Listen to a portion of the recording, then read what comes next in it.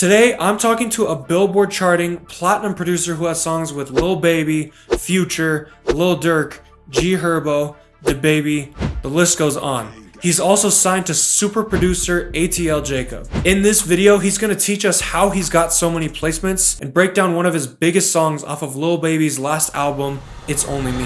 So your first studio session, like your first legit studio session, you bet Travis Scott, Future, Young Thug, Metro Boomin, and Moneybagg Yo. When that happened, bro, I was like, this is all I'm doing. Like, this is called for. You know, this is God's stuff for sure. All right, we're here with the young GOAT, Sim. I appreciate you for having me on here, bro. How did you get into making beats, and how long have you been doing it for? And it's been about 5 years now, which is pretty crazy because it feels like it's been a lot less. Started sophomore year, my boy wanted to take a music class, so I said, fuck it, let me just take this class, see how it goes and everything, and I ended up just loving it. You know, after a while, I was obsessed, you know? Hell yeah. You started making money while you were in high school off of music. How did you make like your first dollar, and how long did that take to kind of happen? I still remember that first sale, the first $30 in Cash App. I didn't even think Cash App was real. He was like, you got Cash App? I'm like, what's that, bro? It sounds like a scam. First time, first sale, which was funny as hell. I was always networking from day one, even during school. Anytime I was in school and I had some extra time, just chop it up on, you know, DMs or comments or whatever it might be, whether it's a rapper, whether it's a producer, and just kind of, you know, introduce myself and kind of build that relationship to be able to eventually, you know what I'm saying, either have them buy some beats or work with them, just collabs and whatnot. And then, yeah, man, that's kind of how it started. When you got your first sale, was that just like hustling DMs and like trying to find any rappers who would like buy your shit? Literally, I would,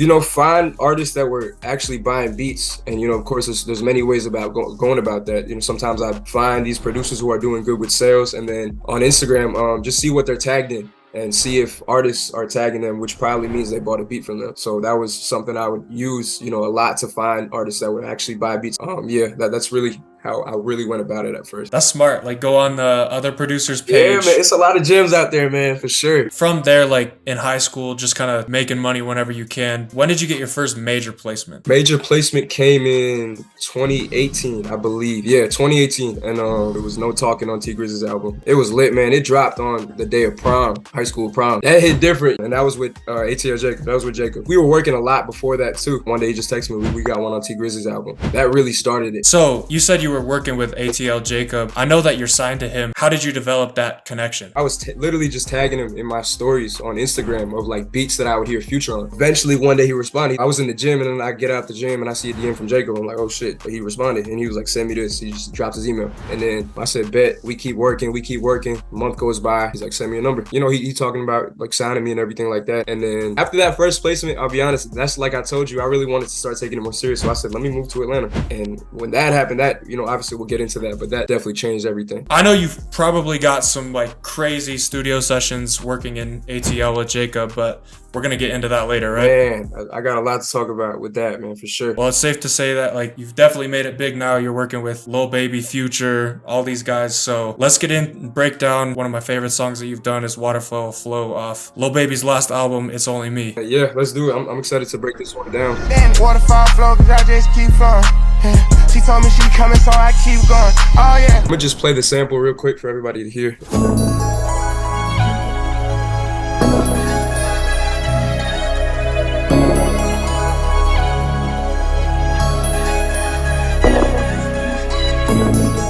It's a simple sample, you know, it's really not too much to it. Four components. You know, I feel like with samples, just keeping things spaced out is the most important thing. You know, spacing, like you see how we have the pad, we have the pluck, we have the lead, we have the synth, everything's kind of playing in its own little space. I'm so glad when Baby's team asked for the track outs, the first thing they kind of used was just this, just the pad. You know, I love that. It's real ambient, real simple.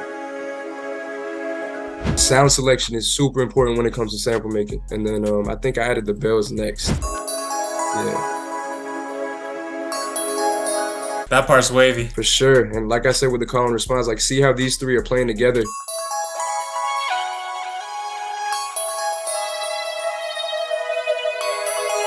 It's all got its own little space to work, you know what I'm saying? And the synth bass, this part is what really gives it the emotion.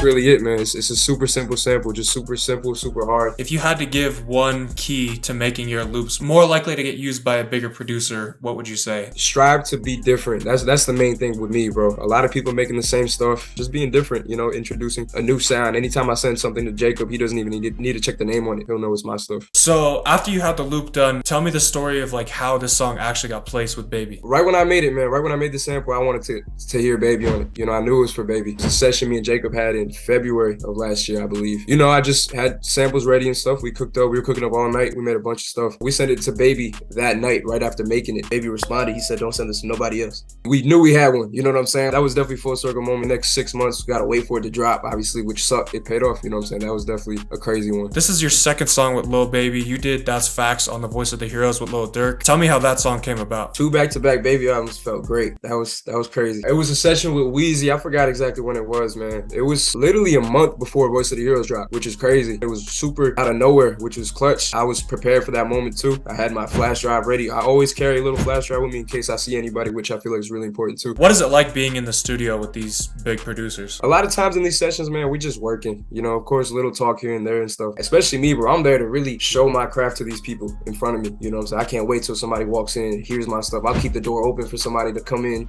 like, yo, what is this you working on? You know what I'm saying? Like, stuff like that is definitely what I really focus on when it comes to these sessions and stuff. There's a question I've been wanting to ask you this whole time. If you had to start from zero, your Instagram account got hacked, Jacob blocked you, you have to like completely rebrand, what would your game plan be step by step to like eventually build up to getting your first placement? Of course, number one, get better at sample making. Really work on your craft, whatever it is. If you're doing drums, that's cool too. But for me, in my case, the sample making, get good at that. Find the right people to work with. Don't just be sending everybody a DM, yo, I'm trying to work, blah, blah, blah, just to send it. Find what songs you enjoy listening to, you know, albums you like listening to. Find out who produced what and kind of go from there. Even producer culture, shout out to that page, man. They be posting credits and they literally tag the people who produce what. So that's an easy ass way to go ahead and just reach out to them and build those relationships. For example, if someone wanted to start working with Lil Baby and they see Waterfall Flow produced by ATL Jacob and AO Sim, they might be like, okay, well, Jacob's probably not gonna respond to me. He's probably too big, but I might be able to make a relationship with like this dude, Sim, who's already connected with him, and maybe we can like work something out that way, you know? Definitely, bro. A lot of people make the excuse, oh, they don't know these people personally. But again, like I said with the Instagram stuff, man, like you never know who will respond. Shoot your shot. Like I said before, when I was tagging Jacob in my stories to get his attention, I was doing that with other guys too. Long live D Hill. I did it with him, and he responded. He was like, why are you tagging me in these, bro? You never know what's gonna work. Everybody's not the same, so you just gotta shoot your shots. Would you still, if you were coming up, like tag producers or artists you want to work with in your stories, like whenever you make a beat or a loop that fits them? Yeah, I feel like I probably would. There's so many ways to go about it nowadays, man. All right, I got another question that I've been waiting to ask, and I know we talked about this before. What's your craziest studio session story? The one I'm about to talk about is literally the first time I'm in with an artist. Flew up to Atlanta for 3 days on just a little trip. First day I come out here, man, nothing to do. I felt like I wasted my money coming out there. Second day around, hit up Jacob, what you want, bro? He tells me to pull up. So we get to the studio, just cooking up, making beats and stuff. Me and Jacob did. He said we were just going to another studio. I didn't really know what he meant by that. We headed there to the spot we're going, and I see like a big fence outside. The gate opens, and I just see these cars, Rolls Royce, Lambo, everything, bro. So we walk in, I see Trav on just like in the lobby, just kind of like with his boys. Travis Scott? Travis Scott was there, man. It was a crazy night, man. It is just a start, bro. Like this whole night was insane, bro. So we walked past him, and I look at Jacob, I'm like, man, I didn't know Travis was gonna be here. So we walk back up to him, chop it up with him, introduce myself. And then we walk into the A room. Moneybag Yo's in there. We chop it up with him, get to meet him and everything, which was crazy too, of course. Jacob texts me after like probably 5 minutes of being in there. He's like, get some shit ready for Pluto. You know, we're about to be in with Future, so get some stuff ready for Future. And now we walk into the room, and Trav's in there recording. So I sit right behind Trav. Jacob's in the corner, probably 5 minutes in, Future walks in. Man, it was crazy. It was a crazy night. So Future walks in, they both recording. Actually, I'm missing a crazy part. So Future and Trav are in there. I see Thug through the sliding door. I see Young Thug through the sliding doors, because the studio's got sliding doors. He's like in the lobby just chilling. And then somebody walks in, and I just take a quick glance. You know, I'm not really like, it's just another person. Not really wearing nothing crazy. You just got a hoodie hoodie on, sweatpants. And I'll never forget this. This is the only person that dapped everybody in that room up. The only reason I knew who it was because the dude next to me on the couch was like, he looked up, he said, "What's up, Tro?" For those that have been following, they know Metro's been like my biggest inspiration up to now. You know what I'm saying? So I'm sitting there on the couch, chop it up, you know, dap him up, and it was crazy. Like crazy names all in one night, you know what I'm saying? But I was ready, bro. I was definitely ready for that. So your first legit studio session, you met Travis Scott, Future, Young Thug, Metro Boomin, and Moneybagg Yo. Yeah, bro. Next day I'm in with Keed. Before you asked me like if you knew you were gonna make it from the day one or whatever, when that happened, bro, I was like, this is all I'm doing. Like this is called for. You know, this is God sent for sure. What did it feel like to have like Future recording on your shit like right in front of you? That was the most full circle moment, going from 1 year tagging him all the time to the next year being in the room with him and really working with him. And crazy feeling, but like all that manifestation stuff, all that speaking stuff into existence is definitely real. How should someone who's like the new guy or the little guy in the room carry themselves when they're in the studio to make sure like you're making the most of the opportunity, you're giving yourself a shot to like play your stuff and do all that, but you're not coming off as like pushy or thirsty like you're like some fanboy type shit, you know? Man, I've seen so many times, man, I'll be in with other producers and they fuck it up. They're just kind of pushy and shit, and again, just reading the room. Man, I have a crazy story. One time, you know Doughboy, the artist, so I'm in with Test, and he's another free bands artist, and we working, and then Doughboy walks in. I have so many beats with Doughboy, so real quietly, I got my phone audio on the aux. Real quietly, I just kind of put the volume up a little bit, and Doughboy sitting real close to the whole thing. I'm just playing beats real quiet, real low. Doughboy turns around, turns the beat up. He's like, "This shit hard as fuck," and then I got that connect right away. You know what I'm saying? He was like, "Lock me in, it's my number." Like, start sending me shit, and boom. But you just got to be able to read rooms, man. If I was to just blast that shit while they were having a conversation, you'd be like, "Bro, what the hell are you doing?" You know what I'm saying? You talked earlier about how like moving to Atlanta completely like changed everything for you. Can you just talk about like why it changed everything for you? Would you say that if a producer can, like they should move to like an Atlanta or an LA or a city like that? You should move out there when you have solidified connection, where it's like you're not just coming out there desperate to work. It shouldn't be like that. You should be coming out there, guys should be hitting you up. "Yo, I heard you in Atlanta, bro. We got this session." You know what I'm saying? You want the relationships to get to that point. So if you're really gonna commit to it, man, make sure you got those connects lined up. Alright, so I'm not gonna lie, man, you got me hyped to cook up some hard like ATL trap shit. Let's get into it and just like make some crazy vibes, man. Man, let's go crazy. Let's do it. So, me and Sim have been working for a minute on a crazy new kit for you guys.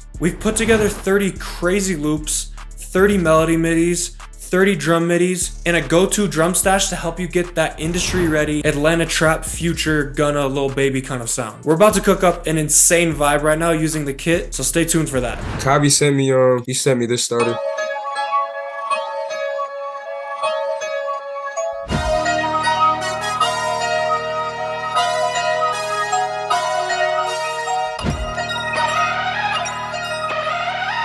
Alright, so I just got that loop back from Sim. Let's get right into this.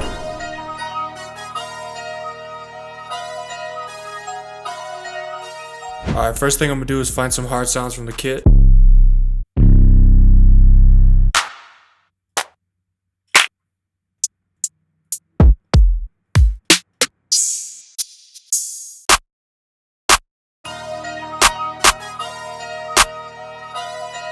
Alright, now let's drag in a hi-hat MIDI.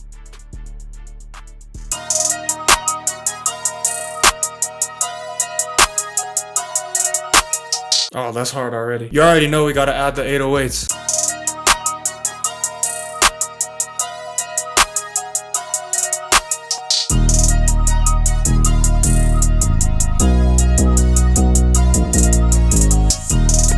Ooh! Is that a kick?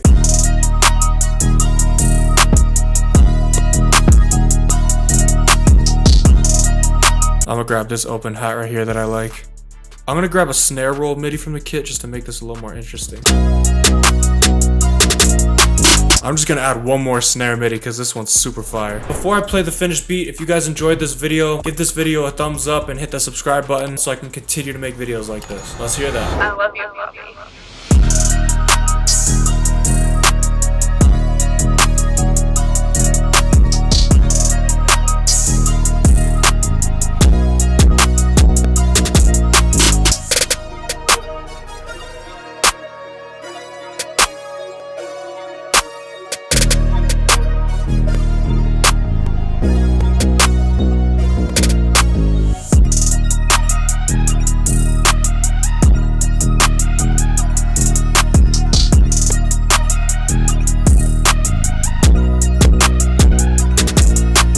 If you want to know how another multi-platinum producer landed songs with Gunna and Lil Baby, check out this video right here.